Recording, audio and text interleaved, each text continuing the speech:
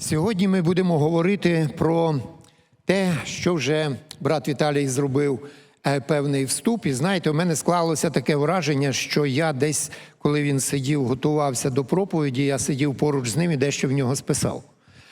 Тому не дивуйтеся, якщо деякі думки я вже повторю знов, тому що в нас ось така спільна тема, спільний текст.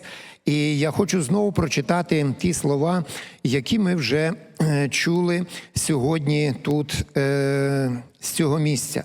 20-й розділ Євангелія від святого Іоанна, читаємо з 24-го віршу. «А Хома, один з 12, званий Близнюк, і з ними не був, як приходив Ісус. Інші ж учні сказали йому: ми бачили Господа. А він відповів їм: коли на руках його знака відцвяшного я не побачу, і пальця свого не вкладу до відцвяшної рани, і своєї руки не вкладу до боку його, не увірую». За 8 же день знов удома були його учні, а з ними й Хома.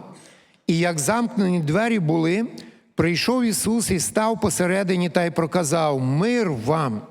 Потім каже Хомі: «Простягни свого пальця сюди та на руки мої подивись, простягни й свою руку і вклади до боку мого, і не будь ти невіруючий, але віруючий». А Хома відповів і сказав йому: «Господь мій і Бог мій». Промовляє до нього Ісус: «Тому увірував ти, що побачив мене. Блаженні, що не бачили, й увірували». Ось такі слова ми знову з вами прочитали для того, щоб покласти і зробити основою певних роздумів. Знаєте, особа Хоми, вона особлива.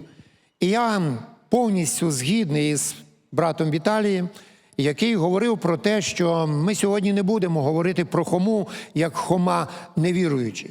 Чомусь так здавна в нашому народі ведеться щось таке, знаєте, прізвисько, пристало до Хоми, і людину, яка десь слабо вірить або не вірить взагалі, її чомусь вирішили, вже працює.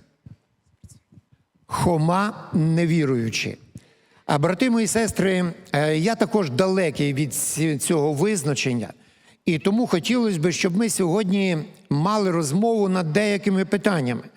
В першу чергу хочу відзначити про те, що Хома, як і будь-яка людина, він мав позитивні якості і негативні якості. І знаєте, говорячи про його негативні якості спочатку, я не буду говорити, і я не ставив на меті пошукати всі його негативні якості, але декілька негативних якостей ми можемо побачити. Перше, в тяжких ситуаціях він бачив лише лихе. І знаєте, він подібний до одного чоловіка, якого фразу ми всі з вами знаємо: «Шеф, все пропало». І коли Хома зустрічався з такими ситуаціями, то він, подібно до того чоловіка, кричав: «Шеф, все пропало». Ви запитаєте, коли це було? Пам'ятаєте, Ісус сказав, що він має йти ось там в Іудею, а учні кажуть: «Ну, та слухай, ти що, забув, коли тебе там останній раз шукали вбити?» А Хома що відповідає? «Підемо, і ми помремо разом з ним». А він, можливо, романтик, можливо, десь трішечки не розумів ситуацію, але разом з тим він ось так, знаєте, висловлював своє бажання. Ну що ж, якщо померти, якщо там шукають смерті Ісуса, підемо і ми помремо разом з ним. Завжди була і є категорії, я вірю, що і серед присутніх є люди, які, можливо, в будь-яких ситуаціях, якщо якась не дуже приємна ситуація, бачать найгірше. Якщо тільки якась нежить, якась невеличка простуда, то вже найгірше, то вже там щось особливе, і людина падає в паніку і починає думати про те, що все, на цьому її життя скінчиться. Це ось така риса була у Хоми. І друга негативна риса: він заперечував можливість, навіть не допускав можливість справді вірити в щось, чого не розумів та не міг збагнути. І така категорія і на сьогоднішній день людей є. Якщо вони не можуть осягнути своїм розумом щось, якщо вони не можуть допустити собі можливості того чи іншого, значить в цього це вірити не можна. Я колись в свій час, з віку 18 років, перших 16 років свого трудового життя працював на заводі. І в мене в моїй зміні мій безпосередній начальник, а він любив досить, так скажем, частенько порозмовляти, поспілкуватись зі мною, знаючи, що я віруюча людина. Він кожного разу задавав мені багато питань, я як міг йому відповідав, але щиро, і все. І він погоджувався, ти знаєш, все добре. Все добре, мені подобається те, що ти розповідаєш, мені подобається те, що ти читаєш. Але у мене є одне невияснене питання. Яке? І кожного разу він говорив одне і те ж саме. Ви будете сміятись. Але він говорив наступні слова, каже, я не можу зрозуміти, коли прийдемо до вічності, де Бог ці мільярди людей розмістить. Це ж треба стільки місця для них, щоб їх розмістити. Слухайте, скільки разів я йому намагався розказати, що в Біблії написано, де Господь каже, в домі батька мого отак осель. Для всіх вистачить. Ні, недостатньо. Намагався йому довести, що окрім нашої планети Земля, на якій сьогодні мешкає 8 мільярдів людей, в космосі є планети, які в мільйони разів більші за нашу Землю. Кажу, як ви думаєте, скільки на тій планеті можна розмістити мільярдів людей? Нічого до нього він не міг усвідомити. І так, на превеликий жаль, ось ці сумніви, ось це невір'я, а воно щоразу відштовхувало його. Все добре, але одне – він з чимсь не міг погодитися і не міг зрозуміти. А які були позитивні якості? Їх було немало. І в Хоми ці якості проявлялися ось в чому, але я скажу тільки про дві. Він мав позитивну якість, він не міг сказати, що він розуміє, коли не розумів. Друзі, це позитивна якість. Дай Боже, щоб ми також були щирі, і як ми вже сьогодні чули про Хому, що він був чесний. Хома насправді був чесний. І він не міг сказати, що я розумію, коли я не розумію. На превеликий жаль, ми для того, щоб іноді десь там перед людьми не показати себе якимись неучами, ми нічого не розуміючи, але кажемо, я розумію. Але насправді нічого не розумію про те або інше питання. У Хоми була така позитивна якість. А він не соромився і міг сказати, що він не розуміє якихось моментів. Або що вірить, коли не вірив. І в цьому його проявлялася чесність. Але сьогодні наша мова про сумніви. Ви знаєте, коли читати словники, і я шукав тлумачення цього слова «сумнів», і на своє здивування знайшов, скажімо, досить таки довгий перелік епітетів, якими характеризуються сумніви. На свою думку я вибрав декілька, і я хочу зачитати, що таке сумнів. Характеристика, в чому проявляється цей сумнів. Перше, сумнів – це нерішучість, це роздуми занадто довгі, недовіра, підозра і невпевненість. Є ще деякі характеристики, але, на мій погляд, якраз ось це значення, воно є головним. Недовіра, підозра, невпевненість, нерішучість і роздуми. Це в повній мірі проявилося в житті апостола Хоми. І досить варто сказати про те, що Ісус, який другий раз мав зустріч з учнями, з'явився їм після свого Воскресіння, ми можемо бути впевнені і переконані в тому, що ця зустріч була спеціально для Фоми.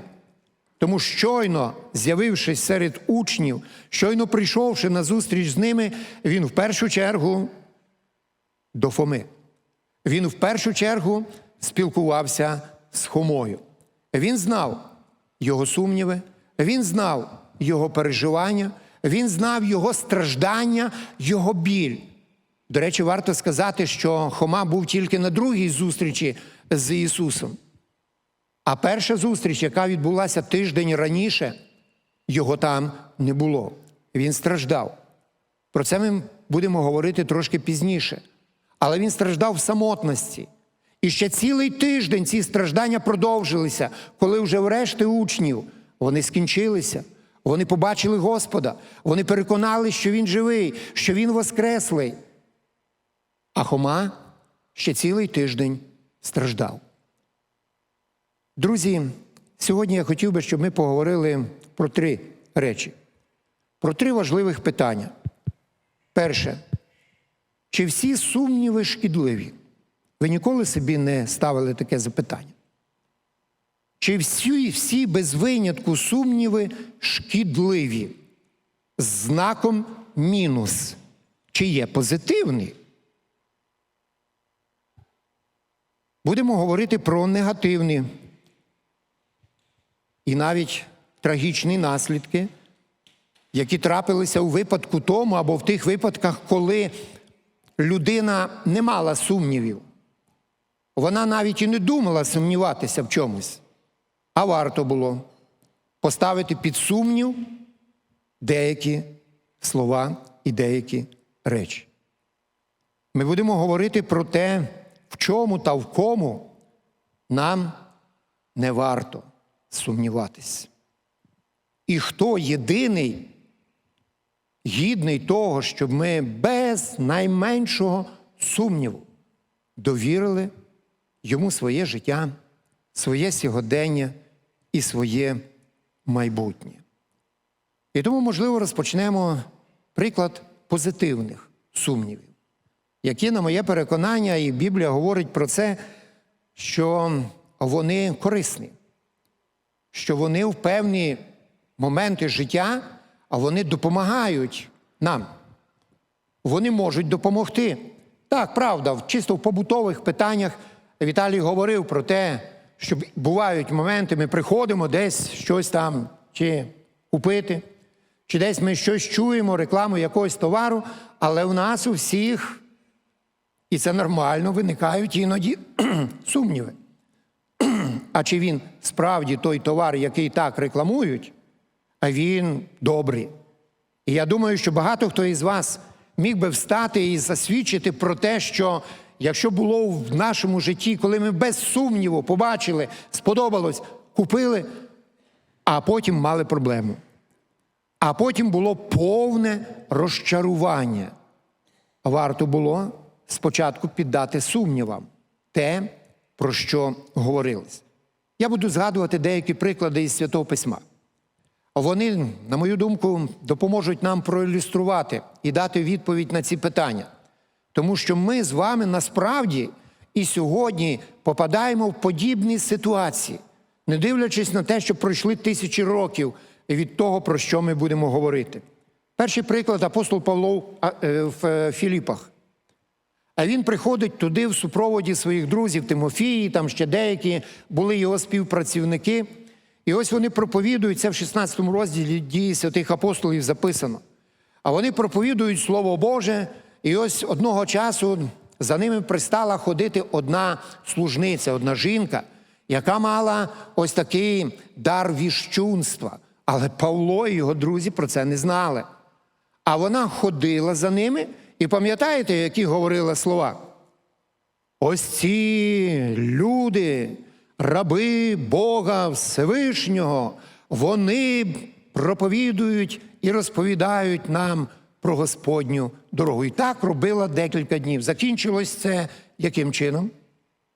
Що в один момент апостол Павло повернувся до неї, зупинив її, підійшов до неї і звелів тому духу нечистому, духу віщунства вийти з неї геть. Це привело до скандалу.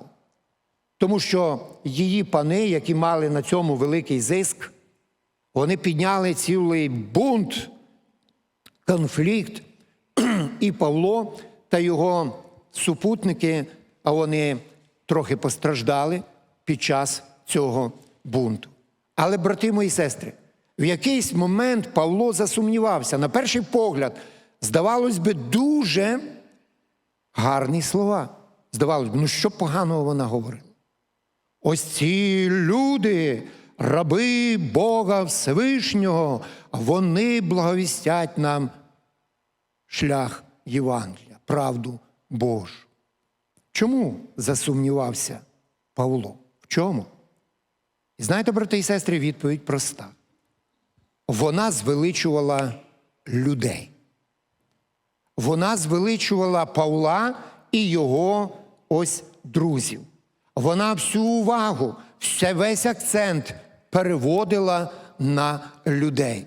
А Господа в її словах практично не було. Ну, тільки згадка про те, що вони раби Бога Всевишнього. Але для Павла достатньо було почути це свідчення. І в нього виникли сумніви. Це не Божий Дух. А він знав, що Божий Дух прославляє в першу чергу кого? Ісуса. Сам Господь Ісус сказав, Він прийде і буде говорити про мене. І буде прославляти мене, а не рабів Бога Всевишнього. І тому Павло зреагував правильно. Брати і сестри, іноді з нами в нашому житті трапляються таке, ми так само можемо десь чути, коли аж занадто можуть вихваляти, прославляти людину. Непогану людину. І навіть він раб Божий, і навіть він гарний служитель, і все. Але ось таке піднесення людини, воно завжди дуже погано закінчується. Згадайте на хвильку приклад із Святого Письма Старого Заповіту. Перший цар Ізраїля. Його звали Саул. Бачите, фактично Павло, Саул – це одне і те ж ім'я. І ось перший цар ізраїльського народу Саул, він став на царство, але потім ми бачимо, на початку його життя, його служіння, його царювання було бездоганним. Він такий потужний лідер, хоробрий, він любить Бога, він готовий стояти за народ Божий, він скромний. Коли вони досягнули першої перемоги, всі там, знаєте, ну просто ейфорія така неймовірна, а він сховався в обозі і тихенько сидить, і нібито його нема. І його шукають, його звеличують. Але це було в перші часи. Потім проходить певний час, і ми бачимо його зовсім іншим. І ми запитуємо, що трапилось? Що відбулося з Саулом? А знаєте, брати і сестри, що варто читати ті слова, історію в Старому Заповіті досить, так скажемо, прискіпливо. І ми побачимо, що йому допомогли в цьому його ж друзі. Ті, які його любили, які ходили і образно говорили, дивіться, якого царя нам дав Бог, а він на цілу голову вищий від всього народу. І вони там від радості просто не мали спокою. І це, уявіть собі, що ось так впродовж там року, 2, 3, 4 якомусь лідеру говорити про те, що ти на голову вищий від всього народу, ти найкращий, ти наймудріший, ти там самий і самий. Як ви думаєте, що буде через 3 роки з цією людиною?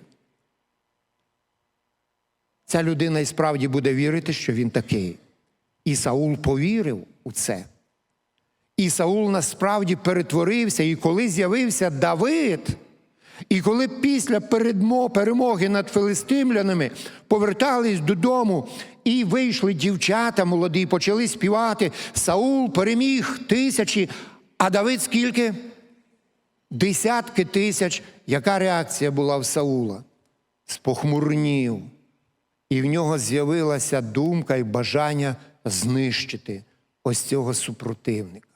І він не спинився на своєму шляху, а він пішов уже зовсім в іншому напрямку. І скільки горя, скільки трагедії він приніс для себе, для свого дому і для свого народу, та й в тому числі і для Давида. який змушений був довгі роки ховатися на чужбині від того, щоб не потрапити в руки Саула. І тому, коли апостол Павло побачив цю жінку і почув, що вона говорить на перший раз, вона говорила, не зовсім якийсь поганий, вона ж їх не проклинала, а вона ж не говорила про них якісь недобрі речі, а вона говорила добре, це раби Бога Всевишнього. Знаєте, якби на нашу адресу так сказати, оце раби Бога Всевишнього. Вони так гарнесенько співають, вони такі чемні, вони такі гарні голоси. І вони, слухайте, через рік, через два вони будуть думати, що вони справді, тут рівних їм немає. І не тільки у Львові, а й по цілій Україні. Брати і сестри, Павло засумнівався. І його сумніви не були безпідставними. І вразі, нарешті, він зреагував правильно. Вона звеличувала людей. І тому ми вже сьогодні чули той текст, брат Віталій згадував в своїй проповіді заклик, і цей заклик належить апостолу Іоанну. В першому листі Іоанна, 4 розділ, в першому вірші написано «Випробовуйте духів, і не всякому духу, що? Вірте, піддавайте сумнівам». І, брати і сестри, і це правда так. Тому що сьогодні інтернет заполонили різні духи. І вони віщують через багатьох відомих і маловідомих проповідників, експертів і хто зна ще кого. І вони говорять різні речі. Будьмо дуже і дуже уважні. Знаєте, є одна добра практика. Практика, яка, можливо, більше відноситься вже того, про що ми будемо говорити, як вберегтися від сумнівів, як перемогти сумнів. Але я вже хочу зробити невеличкий анонс. Віруючи в Верії, чим вони відрізнялися? В Дії святих апостолів написано, що Павло і його товариші, вони також прийшли туди і проповідували Слово Боже. І місцеві, верійські, чим вони відрізнялися? Фесалоніці там на Павла накинулися, і він отримав по повній програмі. А верійські були розумніші. І що вони робили? А вони досліджували, вони слухали, вони не просто розвісили вуха і сиділи слухали, а вони перевіряли, а чи точно і правильно сказано апостолом Павлом те, що вони чули. Знаєте, в американських церквах, не емігрантських, а в американських церквах є добра традиція, яку варто, скажімо, запозичити і в своєму житті. Члени церкви не приходять на зібрання без Біблії. І коли пастор проповідує, вони всі тримають відкритими Біблії і спостерігають, читаючи разом із проповідником самі із своїх Біблій. І слухайте, це дуже важливо. Наприклад, скажімо, іноді одна кома, розділовий знак, а вона може зробити, великі проблеми. А вона може принести великі проблеми, якщо її поставити там, де вона не повинна бути. Я хочу привести один приклад із сторінок Святого Письма. Ісус Христос на Голгофському хресті. По одну і іншу сторону від нього розбійники. І ось один із цих розбійників, який був по правиці, а він, звертаючись до Ісуса, ми говоримо, він покаявся там. Він визнав, що він справедливо страждає. І просить його, щоб той згадав за нього, коли буде в царстві своєму небесному. Що відповідає йому Ісус? Ісус йому каже, цитуйте, будь ласка. По правді кажу тобі. Як далі? По правді кажу тобі, кома в наших Бібліях, сьогодні будеш зі мною в раю. А ви знаєте, що є інші переклади і інші проповіді? А є переклад, по правді кажу тобі сьогодні. Будеш колись. Будеш зі мною в раю. Одна кома, яку перемістили на одне слово, а вона змінила всю суть того тексту. І тому існує там ціла догматика і цілі погляди відносно того, що душа християнина після своєї смерті, вона йде туди в порох земний і чекає голосу сурми, а не відразу йде до Бога в Його присутність. І все таке і навколо цього. Брати і сестри, це добра практика. Верійські були, скажімо так, розумніші, а вони були більш досвідчені. І вони, коли апостол Павло їм щось читав, то вони тримали перед собою текст і спостерігали. А чи правду він говорить, і чи насправді так написано на сторінках Святого Письма. Друзі, сьогодні ми живемо в час, коли сьогодні лунають різноманітні голоси. І сам Господь попереджував, що прийде час, і я вірю, що ми живемо в цей час, коли нам скажуть: ось там Христос, ось там Христос, ось в пустелі Христос, ось там в інших місцях Христос, а тут нема. Не вірте і не поспішайте за цими людьми. Не вірте. І якраз мова йде про сумніви. І взагалі я хотів би сказати про те, я не сказав це на початку. Якщо ви подивитеся, скажімо, в симфонію і поцікавитесь, наскільки є ось таким, скажімо, часто повторюємим словом в Біблії слово «сумніви», ви здивуєтеся. Ну, можливо, біля одного десятка раз.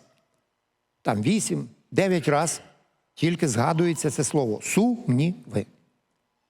Воно не надто поширене. Але я ще раз хочу сказати про те, про що ми говоримо. Сумніви можуть мати позитивний і негативний характер. Так само, як брат Тарас говорив про соціальні мережі. Соціальні мережі, користування ними мають позитив, брати і сестри, мають? Мають. А негативу мають? Отак. І це вже залежить від того, з якою метою, як ми користуємося цим усім. Так само і сумніви. А вони, на моє здивування, я для себе відкрив, вони можуть нести позитивний характер. Але в яких випадках ми ось говоримо? На прикладі апостола Павла. І живучи в цей час, варто нам з вами бути дуже обережними. Іноді, є таке слово, знаєте, такі всеядні християни, все їдять. Все їдять. П'ятидесятники проповідують, їдять суботники, їдять баптисти, їдять харизмати, їдять, все їдять. Їм все підходить, їх все влаштовує. І іноді в житті такого християнина така каша. Вони не можуть чітко сказати, в що вони вірують, чому вони вірують і для чого вони це роблять. Брати і сестри, випробовуйте духів, піддавайте сумніву те, що говорять ті або інші люди. Апостол Павло послухав цю жінку. І вона говорила, здавалось би, красиві речі. Але вона не прославляла цей дух, не прославляв Господа. А він звеличував людей. На перше місце ставив їх. Ось є така небезпека, але сумніви в цьому питанні і в цьому моменті, а вони якраз дуже і дуже доречні. Тому, друзі, будемо пам'ятати про це. Негативні та навіть трагічні наслідки у випадку відсутності сумнівів. Я знову продовжую, скажімо так, говорити про те, що в деяких моментах сумніви, вони доречні. Ісус Навін та делегація Гівіону. Хто уважно читав старий заповіт в книзі Ісуса Навіна, є цікава історія, коли народ Божий під проводом Ісуса Навіна здобував перемога за перемогою, і слава, і чутки про їхню силу, і таку міць, і про їхнього Бога поширювалася по всіх околицях. Одного дня до них прийшли делегація, посольство від одного народу. І вони, пам'ятаєте, що вони зробили? А вони розіграли цілий спектакль. Вони таке шоу невеличке влаштували. Вони одягнули там таку порвану одежу, взуття порване, а вони взяли в свої сумки там запліснявілий хліб, і вони зробили вигляд і так і сказали, що вони прийшли з далекого-далекого краю, що коли вони виходили ще із своєї землі, цей хліб був теплий, тому що він був прямо з печі, і вони ось мали і взуття, і одежу цілими, а за дорогу це все порвалося. І вони там ще, знаєте, вони полестили. А ми чули, які перемоги ви здобули. Вони там перелічили всіх царів, яких здолав Ізраїль на чолі з Ісусом Навіном. Ми знаємо і чули про вашого Бога, що Він такий потужний і все. І відразу переходять до прямого. Укладіть з нами угоду. Договір про ненапад. Про те, що ви нас не знищите. Ну, по-перше, якщо ви аж звідти десь здалеку, 1000 кілометрів, чого ви хвилюєтесь? Чого ви переживаєте? Але ось тут ці лестощі знову таки спрацювали, і спрацювали негативно. А варто було засумніватися. Але Ісус Навін і старішини відкинули всілякі сумніви. Їм сподобалося те, що вони почули.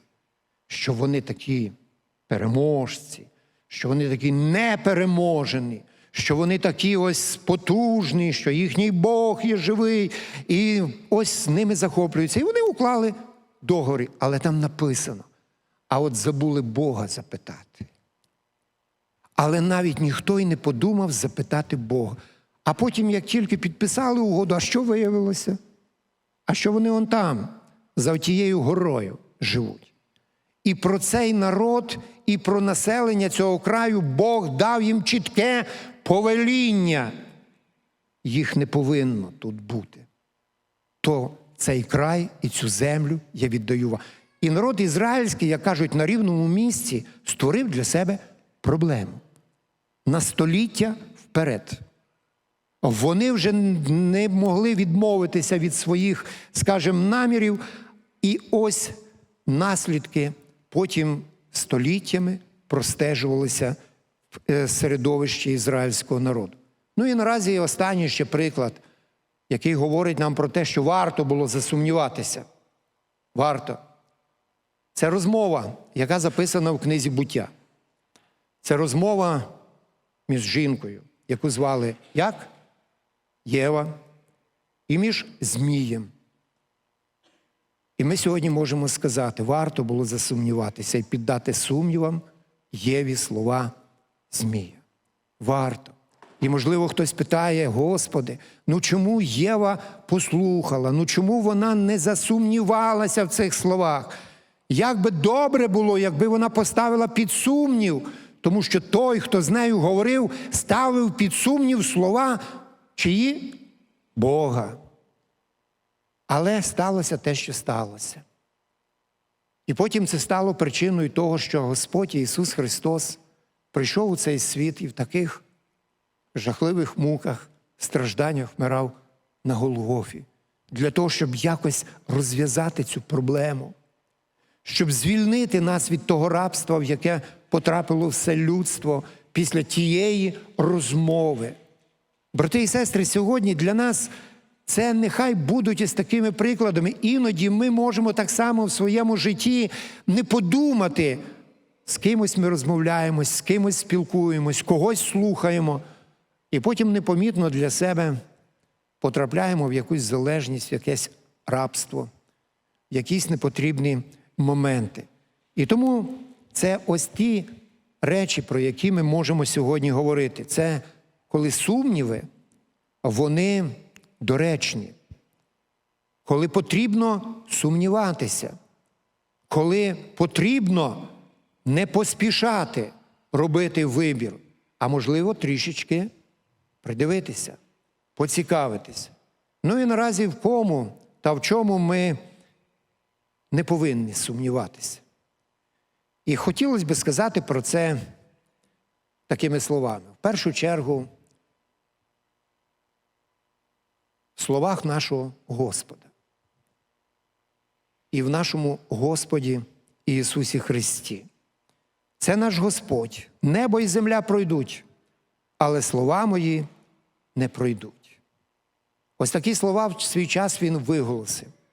І ми не повинні в цьому сумніватись. Хоч нібито, здається, обставини в цей час, в який ми живемо, вони нібито не підтверджують того, що Господь управляє. 5-й рік. Ми з вами молимось про мир. Хтось більше, хтось менше, але всі без винятку. Ми молимось про мир. І іноді встає питання. Господи, ти що, не чуєш? Господи, чому ти гніваєшся на наш народ? Господи, чому ти допускаєш, що ця нечисть руйнує наші міста і села і сотні тисяч наших людей, хлопців і дівчат, дітей, дорослих, стареньких, а вони вже загинули. Але, брати і сестри, сьогодні для нас нехай все ж таки буде ось таким, життєстверджуючим Слово Боже, а воно не пройде. Перемога буде за Господом. Перемога буде за добром. Перемога буде за світлом. Сьогодні для нас це ці часи випробування, в яких Господь так само перевіряє нас, а чи ми готові довіряти Йому і не ставити під сумнів Його обіцянки і Його слова. А Він обіцяв: ось я з вами по всі дні, аж до кінця віку. Брати і сестри, з нами Господь. І цього не потрібно забувати ні на мить, жодного разу, в будь-яких обставинах нашого життя. Коли ми розважаємо над цим, кому і чому ми маємо довірятись і не допускати сумнівів, то, звичайно ж, це наш Господь, Його Слово. Що дає перемогу над сумнівами? Наразі ми прийшли до цього заключного питання, і давайте спробуємо знайти знову ж так коротку відповідь на це питання. Над сумнівами у всемогутності Бога, в сумнівах в правдивості Слова Божого, в дієвості Його обітниць. Що дає нам перемогу? Я вже говорив, я знову хочу повернутися до того, що Хоми не було під час першого з'явлення Ісуса після свого Воскресіння учням. Хоми не було серед них. Він страждав в самотності. Він був один, він переживав, він був розчарований, можливо, проневірився. І цілий тиждень він перебував ще в такому стані. Ісус поспішав. І Ісус поспішав і в перший день, через тиждень, перший день неділі, до речі, перший день. В перший день він з'являвся своїм учням, перший день. Другий раз з'являвся в перший день. І в них були збори. Брати і сестри, чи це не говорить про те, що неділя, в яку ми збираємося, це той день, який сотворив наш Господь. Для того, щоб ми збиралися разом, прославляли Його ім'я. І він спеціально в цей день прийшов і в першу чергу до Хоми. І в першу чергу до нього. Друзі, іноді нам буває тяжко.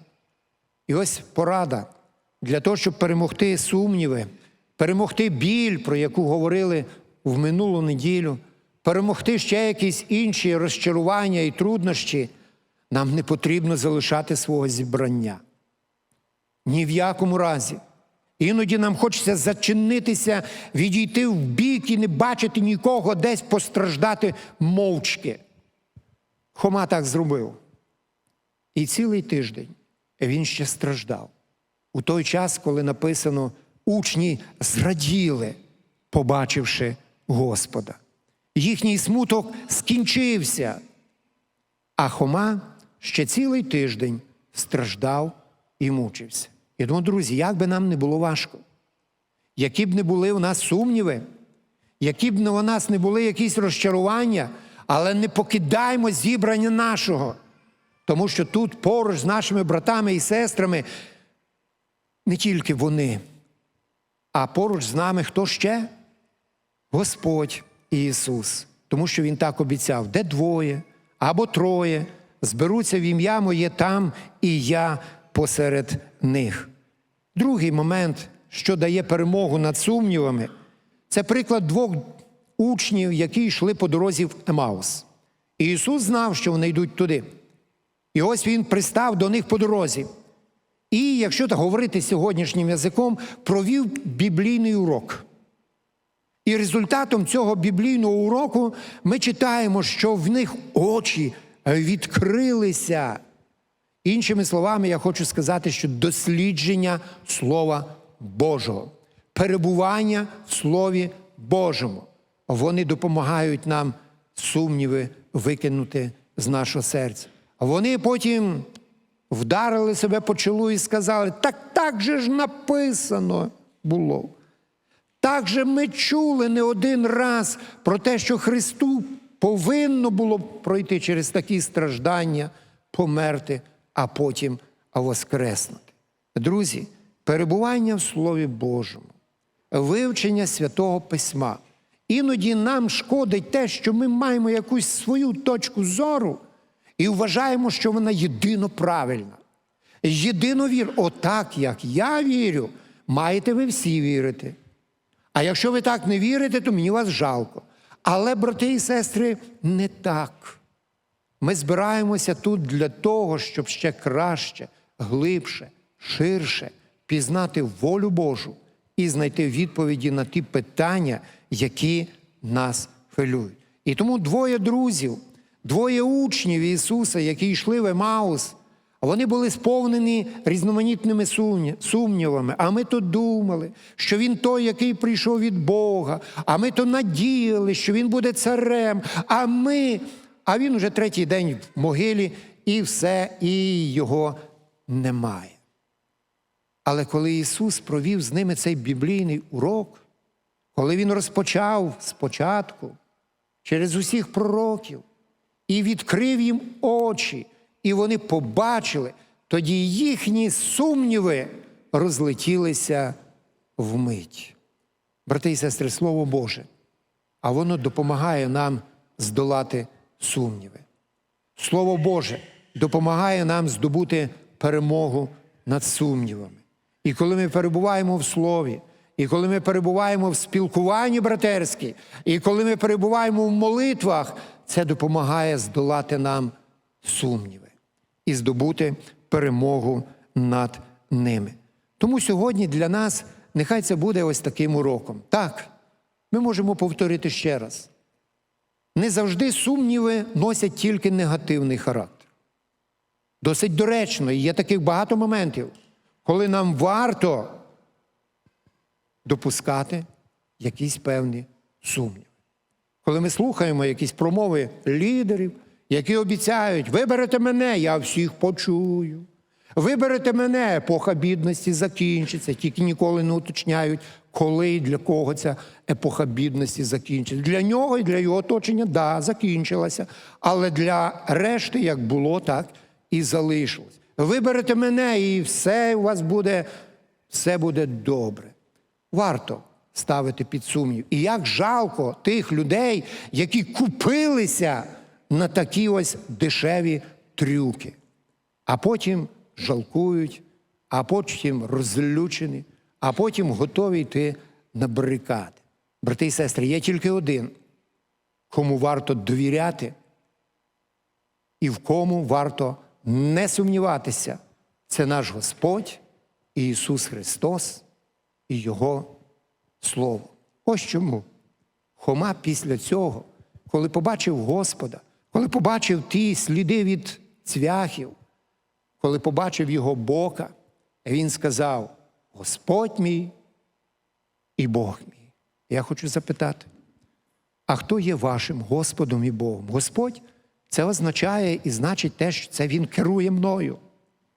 Бог – це той, кому я поклоняюся і кому я служу.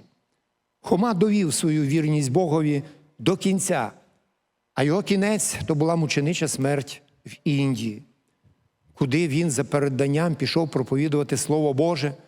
І там, проповідуючи Ісуса Христа індусам, його вбили. І його кінець був – це мученича смерть. Але він стояв, в нього позиція була віднині: мій Господь і мій Бог – то Ісус Христос. Хто є вашим Господом? Хто є вашим? Кому ви кланяєтеся? Можливо, якимось земним лідерам? Не варто. Великі сумніви потрібно відносно них мати. Багато обіцяють, а нічого не дають.